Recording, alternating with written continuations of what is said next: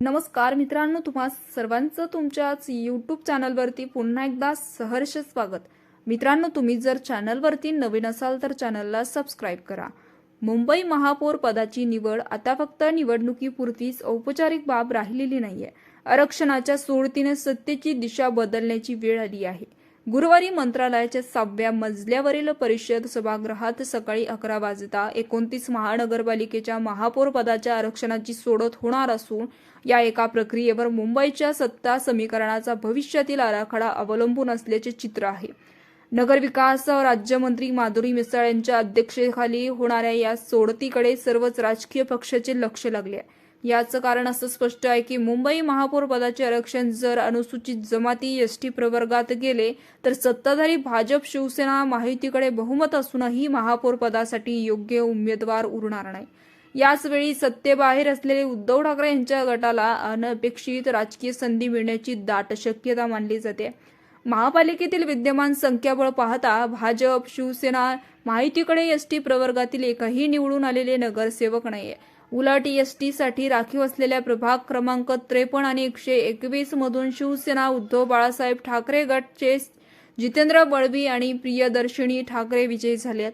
त्यामुळे एसटी आरक्षण पडल्यास ठाकरे गटाचा महापौर बिनविरोध निवडून येण्याची दाट शक्यता मानली जाते। ही शक्यता सध्या सत्ताधाऱ्यांसाठी डोकेदुखी ठरत आहे। सत्तेची अंगगणित हाताशी असतानाही महापौर पद विरोधकांकडे जाण्याची भीती माहितीच्या अंतर्गत चर्चांना जोर धरते। सरकारकडून दिलासा देणारा मुद्दा म्हणजेच महापौर पदाचे आरक्षण चक्राकार पद्धतीने काढले जाणार आहे।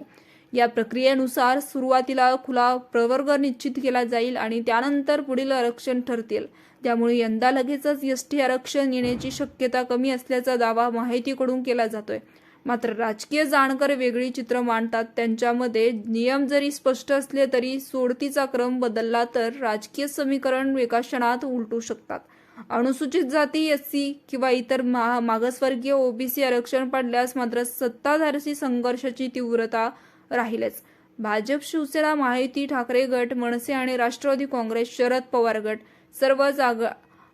सर्वच आघाड्याकडे या प्रवर्गातील नगरसेवक उपलब्ध आहेत। त्यामुळे या दोन प्रवर्गामध्ये महापौर पदाबाबत फारसा राजकीय पेच निर्माण होऊ शकतो। तथापि एससी प्रवर्गातील प्रभावी नगरसेवकांची संख्या ठाकरे गट अधिक आहे। त्यामुळे ही बाब त्यांचा आत्मविश्वास वाढवू शकतो।